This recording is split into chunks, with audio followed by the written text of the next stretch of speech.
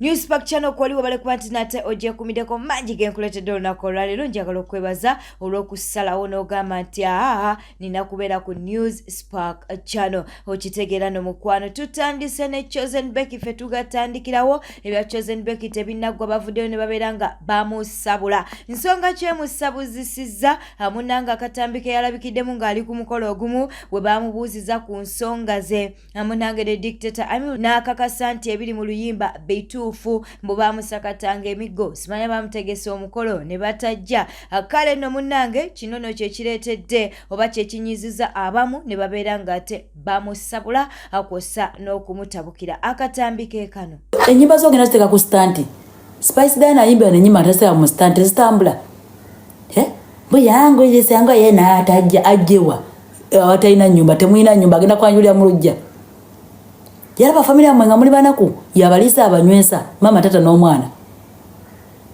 hazadde abaana basatu nawe lese familia mwe namuli 10 ennyumba erimu abantu bameka dozen plus 2 pannange bwayitako muto yasanga Nazaala bwagendako mu kingu agiyo kacyayi yasangayo mulamu we bwagendako mu sitting room asangayo Sezaala. What is that?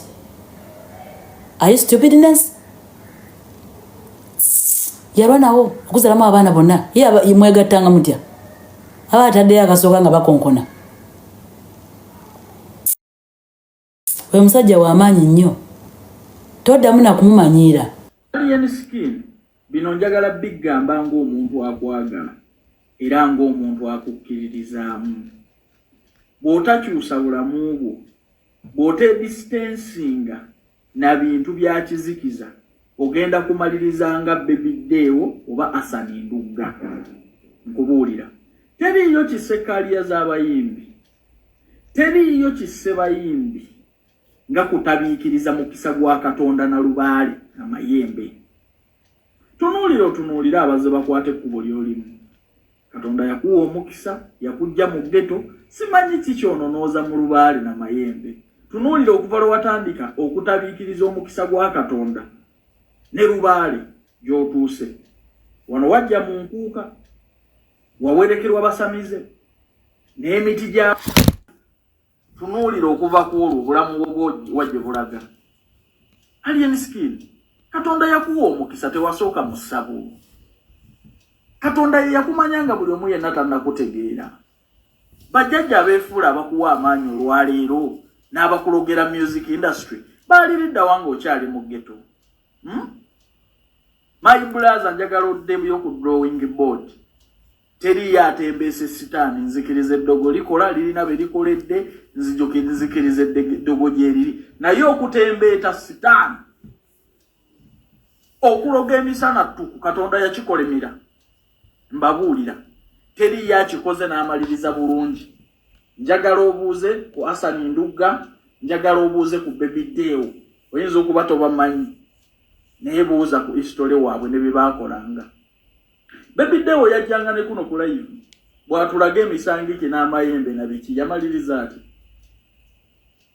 alien skin mugambe ku Asani Ndugga aliriddawo olwaleero batikitoka nammwe mbagamba bw'oba okyeyayagala okweyingiza mu by'okusamira n'okulaga abantu kutembeeta sitaani njagala otunuulira ekizampo zino wano waaliwo tikitoka mwena yabasookawo be baali bakabejja baakuno baalinga batunda basawo baganda bamuyita Iga Sharifu mumanyi gyali kuno kwalingako omulenzi bamuyita bamweya naasimanyi omuyaga batembeeta mayembe na ddogo mumanyi gye bali yagwa n'obwana bwe kati yeeyo sitaani bannange sitaani kibi tudde eri Katonda era tulokoke Katonda bw'aba akuwadde ng'ozuukusa oyina ebyo ebikumanyisizza abantu n'ebikuwadde amaanyi muwe ekitiibwa era omuweera obujulizi gwe mukisa okweyongera mu bulamu bw'ensi so message mugimpere top 10 alien skin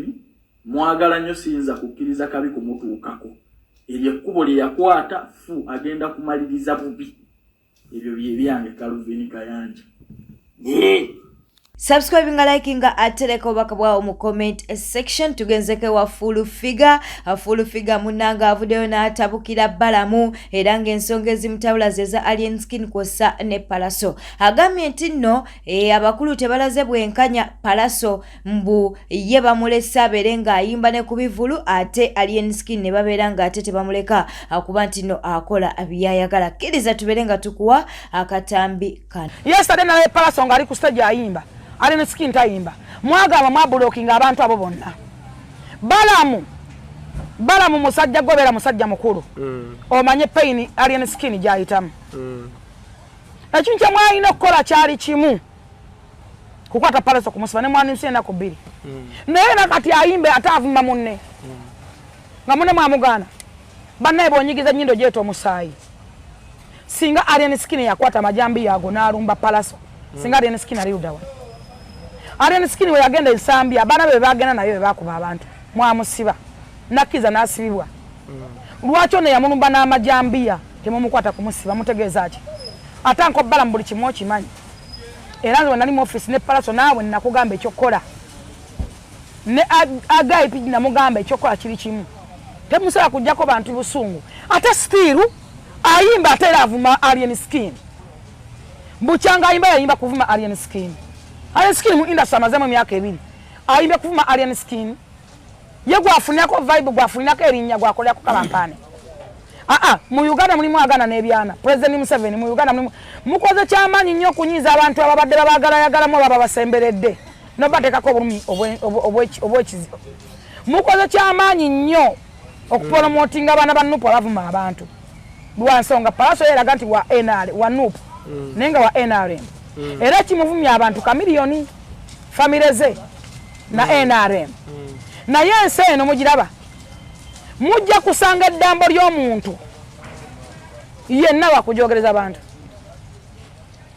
Omuntu atuuka n'akoowe muntu n'agamba bonyigiza nnyindo gyeto omusaayi mujja ssangako lumu eddambo ly'omuntu mulisanga awantu lwakuyiikiriza abantu. Kubanga muganya okulaga amazima ne poliisi ziringa ezitaliiyo. Ale ne Alien Skin munenya. Wavaayo n'olaga public mbuggo tewaaba. Ate kati kikuluma eyo wakola era.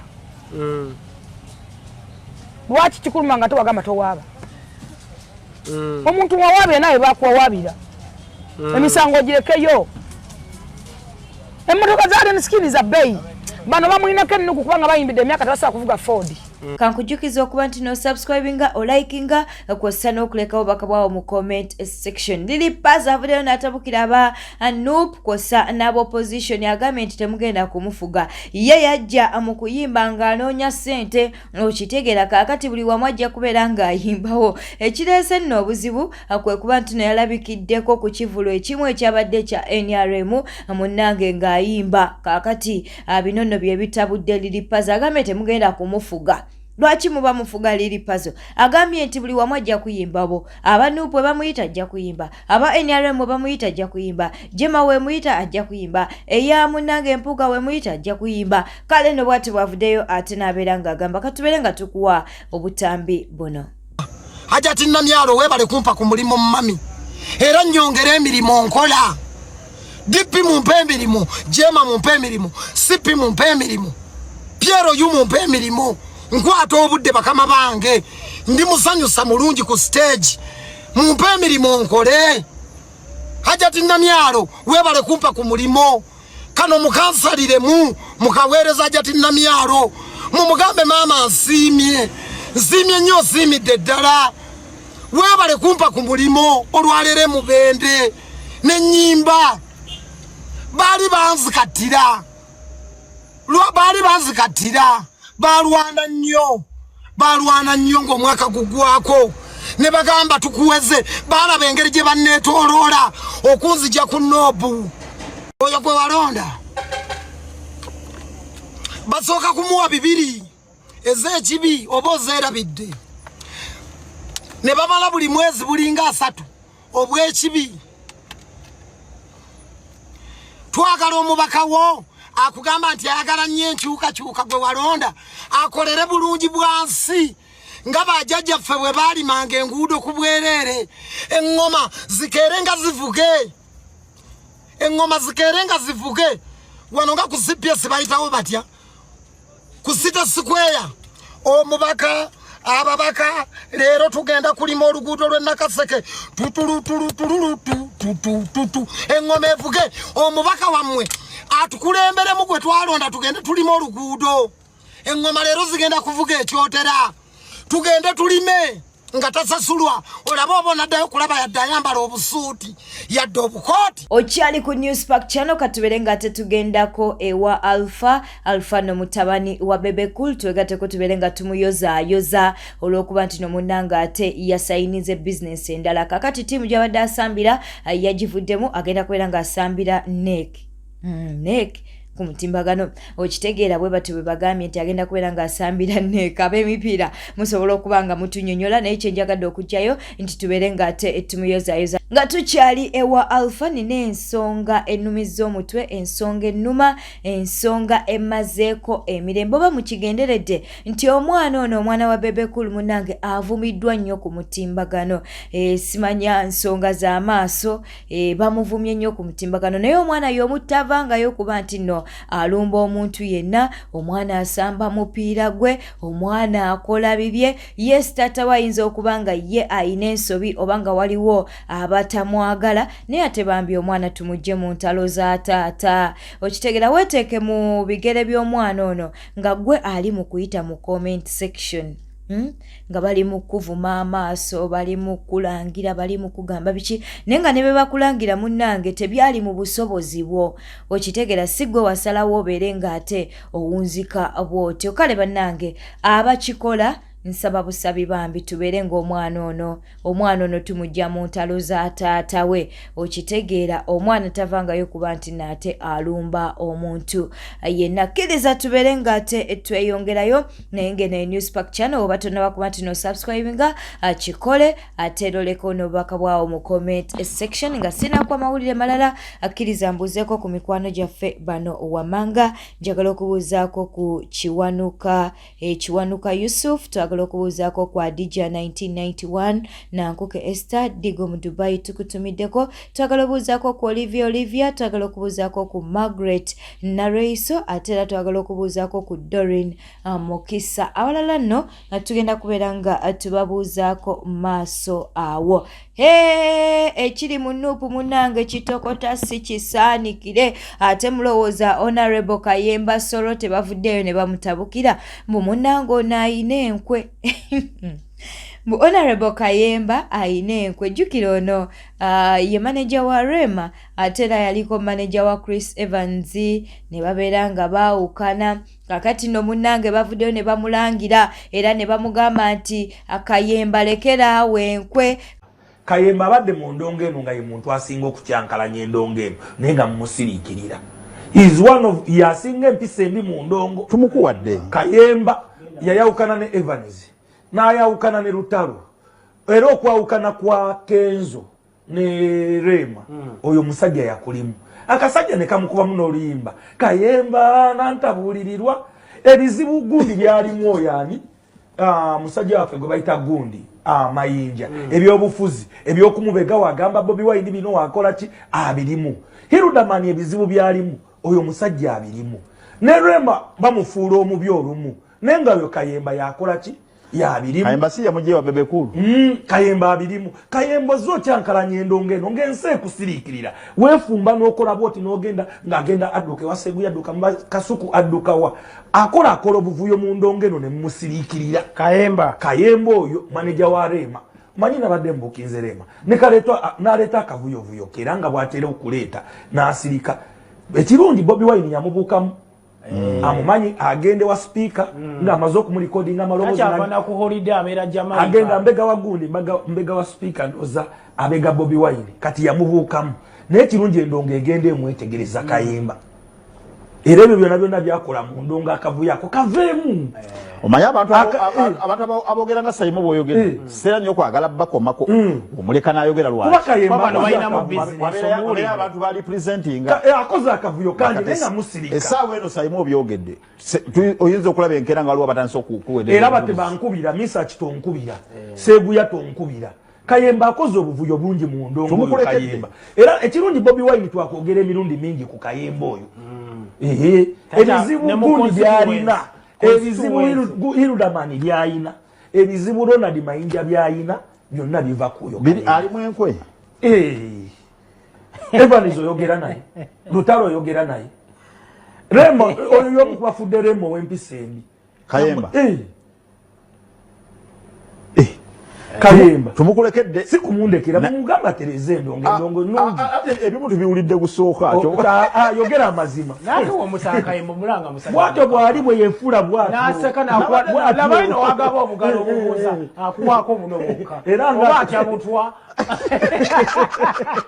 nawe CBS navuga nandeta bwatu yasize kyebadde mumanyiko kubeera mugumu ya mugumu ne budget yeri wajijera wale mantizimu za ni makazaki netaruka mbadde mumanyiko kubeera mugumu era wongamba amazigenyizo bwatyo mugambe yetereze nze bwe mmanyi mugumu misa kitakuba takolaki bwetetambudde olunaku olwaleero badde mulabi mulungi olekwekubira ku Newspark channel kankusaba obeere ng'osubscribinga nyiga akadde ka notification leka obubaka bwawo mu comment section ku mawulire ge tuba tukuwaddeko ate era teweerabira kuba nti no vidiyo eno ogimpeera like nga bulijjo akatubuuzeeko ku mikwano gyaffe bano Wamanga Magoma Isaac webale kuba nti nokwoli twagala okubuuzaako ku Amina Akayongo Kemigisha Winfred tulina mukwano gwaffe ayitibwa Janat 6108 tulina mukwano gwaffe ayitibwa Alice Nadiope tulina mukwano gwaffe ayitibwa Anthony Chiwanuka